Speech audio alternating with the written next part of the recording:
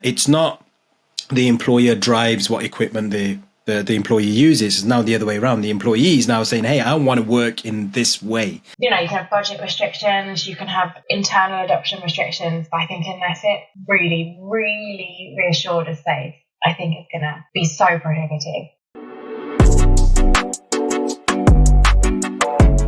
Hi, and welcome back to the Teams Insider podcast. This week we have a really great perspective from two big players in the space. We've got Kim T from Lenovo and we've got Mo Khalifa from HP Poly. Really interesting conversation on what they're seeing in the space, the drive to simplicity in rooms, how AI is going to impact the room experience, and what customers are really demanding from rooms and the meeting experience. Many thanks to Kim and Mo for taking the time. It was a really fun conversation. Also, thanks to Landis, who are the sponsor of this podcast. Really appreciate their support. If you're looking for a Teams certified contact center or attendant console, definitely worth the look. Thanks very much. On with the show. Hey everybody, welcome back to the podcast. This one has been a while in the planning to get 3 busy diaries all back to back. So really excited for this one. We're going to get in some perspective from two people well known in the community. So I won't do big intros, but maybe Kimberly, can I start with you? Yes. So Kimberly, I work for Lenovo. I am in the EMEA Smart Collaboration team as an IFR. My life is, for the past 15 years, actually been marketing and alliances, but I've decided halfway through this year to take on the challenge of sales. So far, not regretting it. Whole new world. Yeah. And Mo? Cool. Thanks, Tom, and thanks, Kim. So my name is Mo. I am the Microsoft Alliance Manager at HP Poly, ex-Microsoft as well. So that's where I kind of bumped heads with Kimberly and yourself, Tom, and many other titans in the industry. So it's an absolute pleasure to join you guys to have a bit of a conversation. I'm also now a new Microsoft MVP as well. So super excited about that. Yeah, good stuff. That's the nice thing about our space, right? Is everybody knows everybody and everybody talks, right? And it's great to have two massive OEMs in the space come on the same pod and have a friendly chat. Let's dive into that because that's the conversation I kind of want to have on the pod. Is you obviously both well plugged into the space and see a lot of what's going on.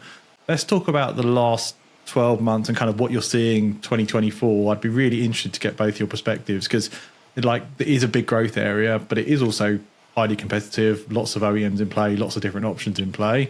Well, what are you guys seeing from a market trend perspective? Yeah, it's really interesting for me because I know we promised each other we weren't going to talk about COVID and everything else, right? But I'm going to refer to it just one little tiny bit. One of the good things, or maybe the bad things that came out of the pandemic was the rate of change, right? We saw like 15 years worth of evolution or change in the AV space in 3 years.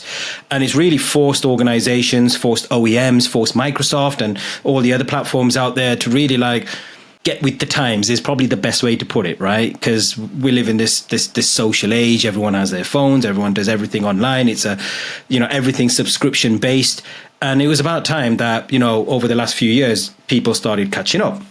But what I'm seeing in the last 12 months is like a complete different thing. One of the biggest challenges we see is actually getting people back into the office, right? And it's like, well, why would I go in the office when the experience here at home is amazing? Because the OEMs, all the manufacturers have done such a great job of creating amazing webcams, amazing microphones, and giving you a great experience at home. I don't really want to travel 2.5 hours to get down to work to have a subpar experience. So it could even actively be worse if the kids are right. That's the thing. It's not even like the same and the travel's a pain. It's like I get in and the thing's not working and I can't get a room and the audio's bad. Exactly. And the coffee's not good or whatever it may be, right? So and in the 2.5 hours it takes me to get to work, I can get like 4 or 5 Teams calls in. Right. So am I productive or am I not productive? So there's all of these challenges that literally all the OEMs and Microsoft have started to do. Now, in the last 12 months, I'm not sure if you guys will agree with me. When I look at Microsoft Teams rooms, I'm seeing less major updates, than we saw last year. So last year we had the likes of Front Row and all of this cool stuff coming out, but more kind of refining the Teams Rooms experience, the little things that make the difference, whether it's, adding rosters or names into a room, or intelligent speaker, or whatever it may be. Those little updates that actually make that experience of walking into an office and using a meeting room better. It's that conversation about tech and megapixels, that's long gone. That was like, 8-9 years ago. No one ever talks about, hey, we've got a 50 megapixel camera. No, not really. It's the experience that you get out of it. So, this in the last 12 months, what I'm starting to see is more refinement on the software experiences, and even the hardware experiences as well from many OEMs. And creating, I'm going to use a HP terminology, but it's pretty much the same across everywhere else. It's that best face forward. So whichever way that you're looking, it's going to be the camera that's looking at your face that will pick up and send that across. That's the biggest change I've seen kind of like over the last 12 months, but there's also a whole bunch of challenges that come along with that as well, right? And with that, I think it's the fact that collaborative tools within the platforms, I mean, we're all Teams fans, right? So it's that collaborative tool being essential to the experience for people to actually want to be in those physical rooms. It's the demand for simplicity being catching up with it as well. Like, so the demand, as humans, we want everything in our lives as simple as possible, don't we? Everything. Yeah. And it's where we've managed to catch up within the hardware and the software, and that being able to have a simple user experience.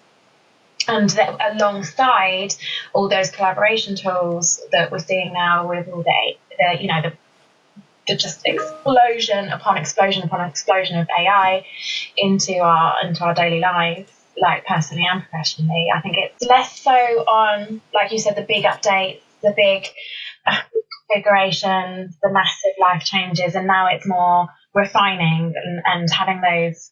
Yeah, the little things that we just didn't know that we wanted around collaborative tools and simplicity. I would say.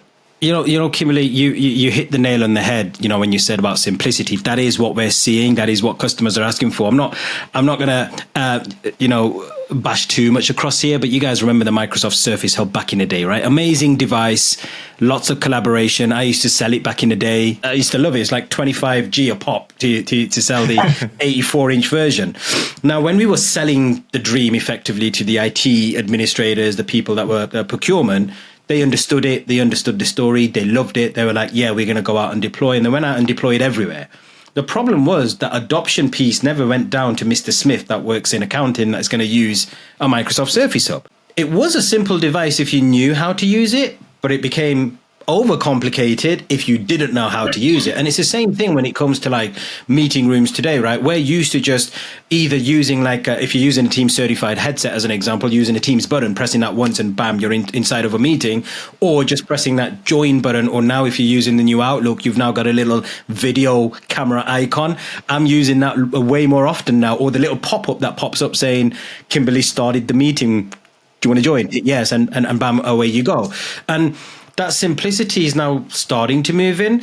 We have to be careful because there's many more features coming in, right? So the challenge is, and I'm not sure if it's the same for you, Kimberly, the challenges I have now working in the OEM space is OEMs will come out with, some really good software elements to control cameras, to control different intelligent director versions, whatever it may be. And then you've got Microsoft, which maybe a few months later will then do an update to say, hey, we're now going to control cameras for you as well. And then for customers, it's like, well, which one do I use? Do I use the OEM provided camera control, or do I use the Microsoft inbuilt version? Is that good enough? Is that not good enough? Yeah. I feel that. And this is one of the downsides of this model that Microsoft have, right? Which we talked at the start about the speed of innovation and the challenges and the competitiveness has driven change. And that's awesome for Microsoft. And it pushes on price for customers and innovation comes. But there is that where's the OEM innovation and where's the Microsoft innovation? How do they interlock? That's a really good point. We've got to remember, it's not just us using it. It's not just corporate. It's healthcare. It's education. There's that need, like I've said, around the simplicity. it's not just the Mo's and the Toms that really know what they're talking about when it comes to cameras and to those experiences. It's everyone using it. And if we as the manufacturers, and if Microsoft as well, if they want that rate of adoption, with what Microsoft are investing in their data centers for AI and to process all the stuff they're doing and we're doing, if they really want to see that adoption, they have to make it adoptable. Yeah, and I think we as an industry, we've proven time and time again that any product that your answer is, we need an adoption program, we need a team, like, it's all well and good saying that, and there's a percentage of enterprises that can afford that and they do the white glove thing and it's awesome. But if your product really needs that, to the Service Hub point, to other things we've seen, Copilot interesting now, like, not everybody's going to do that. There has to be an element of, you say, organic usability. Any mass digital transformation, like the laptops, both our organisations make them, like laptops, let alone any really clever devices like we see in our space. It comes with mass adoption, like it comes, and not just within the enterprise. I think just to add to your point, Kimberly, when we look at the titans like Microsoft, like Zoom, like Google, and all the platform players out there, the one thing that they always need to remember is the generation that we are now living amongst, right? So it's this new, it used to be millennials back when I was like selling Surface Hub, and now we've got Gen X. So everything like in the world now is subscription based. And now we're starting to see all these like rooms as a service coming out from our partners and distribution and even OEMs for that matter. We're now starting to see, the license model. Literally every comment that I see on anything that you post, Tom, is this going to be on Pro? Is it a Pro license? Is it premium or core? So everything is like subscription based on that. But also, we live in that digital age of social as well. Everybody knows how to pick up their iPhone and use the video functionality, right? Everyone knows how to do WhatsApp video messaging. Meeting rooms need to be exactly the same. The experience of you being able to walk in and just hit that dial button and have that simple experience where it takes you 10 minutes, if that, should be 10 seconds, to just be like, okay, I know what that button does. I know what that button does. It's not going to break anything. So I feel, Microsoft Teams rooms had it very simple for a very, very long time. But we're getting to that plateau point where now we're starting to bring much more stuff on the home screen, like QR barcodes and, ultrasound, to be able to do the one-touch connections and stuff. As long as we don't overfill it too much. Yeah, I think, it's definitely on my mind in my 9 to 5, and it's definitely going to be on yours too, Mo. Like, it's that striking a balance between simplicity and sophistication, I think, and there needs to be that focus on that. There needs to be how in reality is AI going to be adopted? Because that's, let's face it, we're equipped in the meeting rooms, and now it comes down to actually getting the best value out of the meeting rooms, and that's the AI message as well, isn't it? Well, that's where the AI is interesting, isn't it? And it'd be interesting to get both your thoughts on this. I think this kind of, you can kind of bucket AI into two types of scenarios. There's a scenario where I, as a user, proactively go and do something. Like I go to Copilot, I type some prompts, I make it do a thing. And I still think that's very forward-leaning adoption people that are more technically minded. And then there's the AI that just automagically does things. And I feel like the room space, we've got a lot of opportunity for the automagic. Like it just transcribes, it just recognizes you, it picks camera angles. And that is one of the areas I'm super excited about. Is not AI I as a user have to drive, but AI, as you said at the start, Mo, like picks the right camera angle, like sorts out the room echo. Like I don't have to tune it. It's just like it's working it out. And just that's the point I was about to make, was like, we customers or people in general, right? We don't want to think about what we have to press next and what to do next. And I think that's where the likes of Copilot and AI really come in, where you don't have to think about it, right? You just go, you start your meeting, and then AI will realize where's the best voice coming from. Do I need to use ceiling mics? Do I need to use table mics? Where's the best face? Who's talking? What do I need to transcribe? The features that Microsoft are bringing to like Outlook and Teams and across the whole Microsoft 365 stack. One of the most exciting ones that I had was the follow button. right? So if you can't join a meeting, you hit follow, and it's not working too well for me. I don't know if it's a tenant thing on my end just yet because we're still going through the trials and whatnot. But when you hit follow, what's supposed to happen is Copilot comes in, takes down your notes, and then sends them to you. And that same thing is coming to Teams rooms as well, right? It's on the roadmap. That's one of the items that I'm most excited about is if I can't join a meeting, we have Copilot go ahead, and that's my personal assistant. That, and again, not make me go find the meeting tab, find the notes. Like at the end of the week, be like, you wanted to follow these three. Here's the summary. Like that. I feel like that's where it's going to go, which is really exciting. I feel like for it to be adopted in the way it needs to be for the success that we want to see, it needs to kind of adopt itself to you, if that makes sense. It needs to do the adoption for you. It needs to say, in your visual peripheral, on your screen, in your meeting rooms, it needs to be like it. Just like I really feel like that's what Mo just said. It's kind of adopting it. It's bringing it to. It's being brought to him. It's kind of the adoption, and the AI is kind of And there's value that's worth the like again adoption. I'm always nervous about these like this needs a massive adoption project. It's like, well, hang on, how much value is there, right? Because like if it's awesome, if it's saving me time, if it's saving me money, I will go and proactively use it. You don't need to convince people to the nth degree. I think that the hard thing on the AI in the meeting room front, actually, I think that I've seen working with customers is that technology is starting to come through. It's very hard to perceive the value on paper or in a briefing. Like you kind of have to live it, and the bar that has all the AI smarts looks exactly the same as the bar that has one mic and tinny speakers. Like on the website they look like the same thing. So I think that's one of the challenges for our space is helping customers understand where the investment is and why these things are different and like where the value is.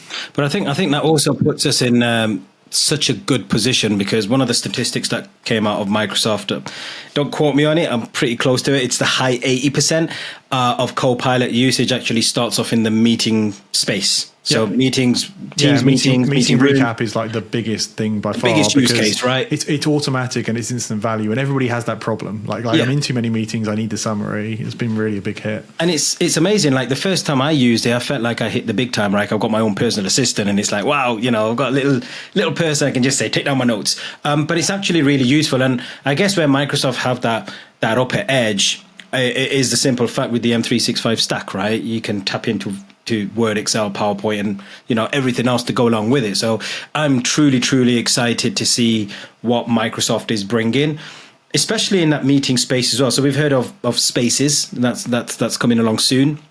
I had a sneak preview when I was over in Seattle over the summer, and can't say too much on this podcast, but really exciting stuff that's coming along that's really going to enhance not just the meeting room, but everything that's surrounding the meeting room when we look at modern office.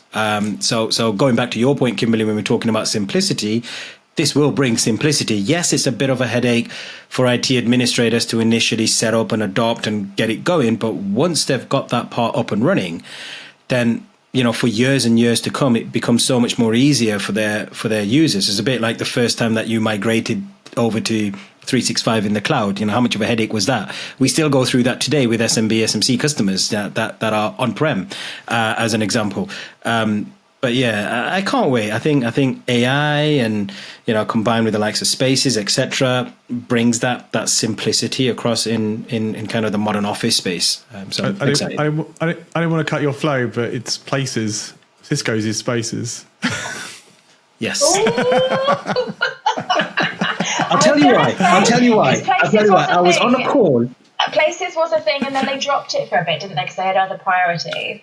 And then I was like, did it come back as Spaces? It was Let me redeem myself. It was too good a thought train to interrupt. Let me redeem myself. So I was on a call. I could edit one, and then I was like, I can't edit two. I was on a call just before this podcast, and one of the things on like HP's website is like spaces.poly.com, which is like a room builder and stuff, and I was really heavily talking about that, so that's got like stuck in my head. But Spaces, it's fine. Did you hear Places, that? the same thing. He can't get it off the his same mind. thing, right? He can't get it off his mind. But I think just to add to your excitement, I genuinely feel like we're at a point in the rate of development and what is becoming not just that we know about, that's coming generally available. I genuinely feel like the landscape of the video conferencing market industry, our industry, I genuinely think is at a point now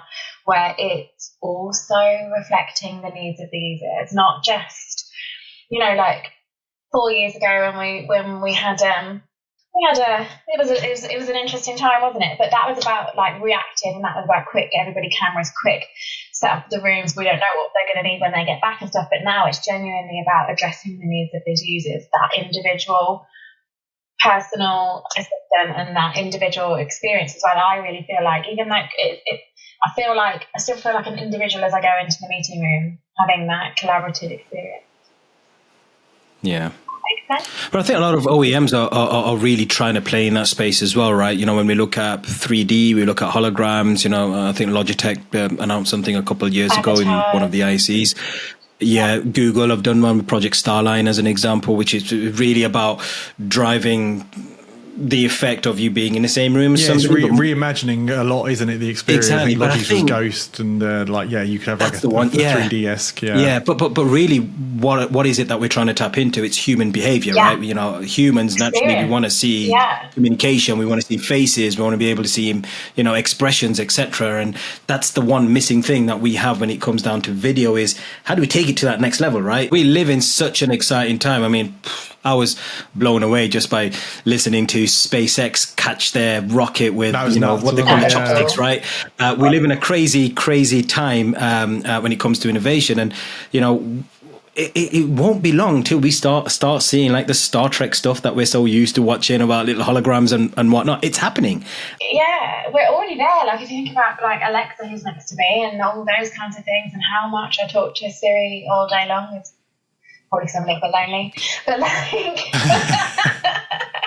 but we are already there, and I just think that it's becoming really real now, isn't it? And it's becoming like when I came into AV, like when I was still in marketing, you would never have got me excited about a piece of a camera or anything like that, but genuinely find myself excited about this stuff these days. Yeah, it's easy to get excited when you see it impacting users, can't you? Like this was kind of like it harks back for me to when we were first now I'm aging myself. It's like putting OCS into enterprise, and they were like, oh my God, I could send an instant message. Oh, I can work from home. I can do a video call from home. Like it was like mind bending.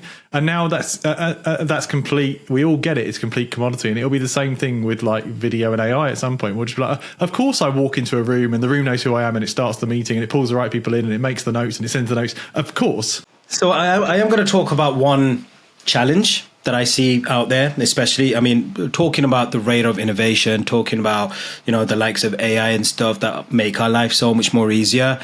I love it. It's great. It's great for the end user. I think the biggest challenge that we have today is actually getting IT administrators, cybersecurity as an example, to actually implement them and understand what Microsoft, as an example, is what they've done with devices. I've said it on my own kind of videos. I've said it on your videos as well, Tom, a million times, that Microsoft Teams Rooms devices shouldn't be treated like PCs or mobile phones on Android, right? They should be treated as appliance devices. And to this day, we're 4 or 5 years on the journey with Teams Rooms. When I first started early on, we're still having to fight this battle with the likes of cybersecurity, with the likes of IT administrators, to get them to adopt and understand that actually these devices are not going to, kill your network because they don't have Google Play services as an example, or don't run the same policies that you would apply to a laptop. And I think that is the choke point. I think that's the part that stops the rate of innovation being deployed to the masses. Because we see Copilot a lot, and even big enterprise organizations like mine, as an example, we haven't widely deployed it yet. Yeah. It's internal, small user group for the better part of a year. But we're seeing Microsoft coming out with more and more stuff, and as soon as it goes public in like our tenant as an example, we're already out of date because Microsoft's got more features hidden. So I think that's it's like the voice and face recognition. So that's interesting because that was off by default at launch, and admins had to go in and turn it on. And we all know the tyranny of the default, right? We don't have it switched on in that admins won't turn it on, and then Microsoft are flipping that, which I think is a really good move. It'll ruffle some feathers, but in January they're putting it on by default and the admin has to turn it off. And so my question is, if it's already off by default and when they launch it, is it going to flip it on? it's going to flip it off. You've got a policy now, so you can proactively turn it off before it goes on. And obviously, as a good admin, you're watching the message center and reading the roadmap and aware of these changes, because every admin definitely is, right? But the point is, I mean, there's 400 million Office 365, Microsoft 365 users. Most of those users, by definition, don't have admins carefully monitoring every feature and every piece. So I think Microsoft are making the right move, and it puts pressure, as you said, Mo, back on the enterprise to be like, do we have a good reason to pull these features back? And sometimes we do, legal, commercial, whatever. But you're stifling innovation if your default is off lockdown. But definitely, like we were saying, that personal experience, that personal rate of adoption, that kind of thing. Like we have Copilot on in the managers here at Lenovo, but it's not within my pay band yet, and so we can't use it as a workflow between me and my manager. And imagine what it's doing to customers, though, right? Exactly, and it's just, Tom, you used a great example with the voice imprints, the voice recognition, the facial recognition. It's been out the better part of a year and a half ish, I think. But not a lot have them switched on because they're so worried about security or whatever it may be. Big customer of mine has it completely turned off because of security. There's two things that are nuts about that. One is the base Copilot is available in Microsoft 365 with no additional charge now. It used to be costed $5, now it's included, and you get the commercial data protection on that. So you don't have to spend the $30 to start getting the basic command line ChatGPT type experience.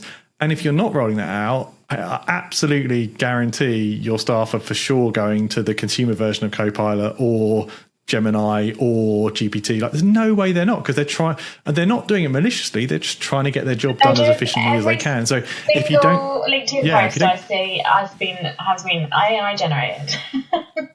Yeah. So like they're going to do it either way. You want to find them a safe path to do it in a corporately controlled, data controlled way. And you make a really good point.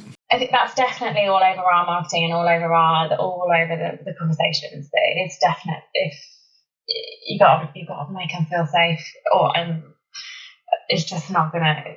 I think that's one of the biggest things. You can have, you can have budget restrictions, you can have internal adoption restrictions, but I think unless it's really, really reassured as safe, I think it's gonna be so prohibitive.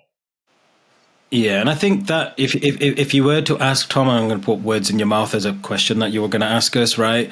What would be the challenge that we see, or the thing that we need to work on moving into 2025 would be that. It would be us working with the correct stakeholders that, approve these types of things within an infrastructure. Because I think Microsoft and the other platform players out there and the OEMs and everyone, they've brought in amazing innovation, right? In the last couple of years, we see some crazy stuff. A lot was announced during GITEX as well, which happened this week, and and stuff that's coming out in the very near future. But it's no use if it's not being widely adopted, and it's not the adoption. It's not the fact that people don't want to use it; they do, and it's like you said, they'll use the competition otherwise. And we need to change that mindset. It's not the employer drives what equipment the employee uses. Is now the other way around. The employee is now saying, hey, I want to work in this way. And, in the last few years, it was about the style of work, where I want to work. Now it's more about the experience and the equipment that I want to use. We've seen some really good customers that instead of assigning devices to their employees, they'll say, here's your budget. Based on your job role, you've got £1,000 budget, or that's not a lot, £1,500, 22 grand, whatever it may be, and you pick out of this approved list. But again, that's like personal preference. I would like to have the ability to be able to pick and choose what type of headset I buy, what type of camera I buy. But, I think that, like I said, going back to what I was saying originally, the challenge is making sure that we talk to the right folk at cybersecurity, we talk to the right folk in facilities or infrastructure or whoever it may be, to get them to understand that it's not this big scary organization trying to eat up all your data. Microsoft spent a lot of time and investment actually producing documentation in terms of where data is stored, where the data centers are, what they're doing with privacy and security, as well as all the OEMs out there, HP, Lenovo, everybody out there will have their own elements there.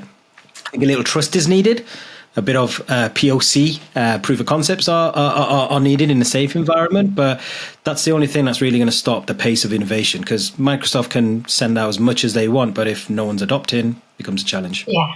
And we know how quickly Microsoft can pivot, right, as well.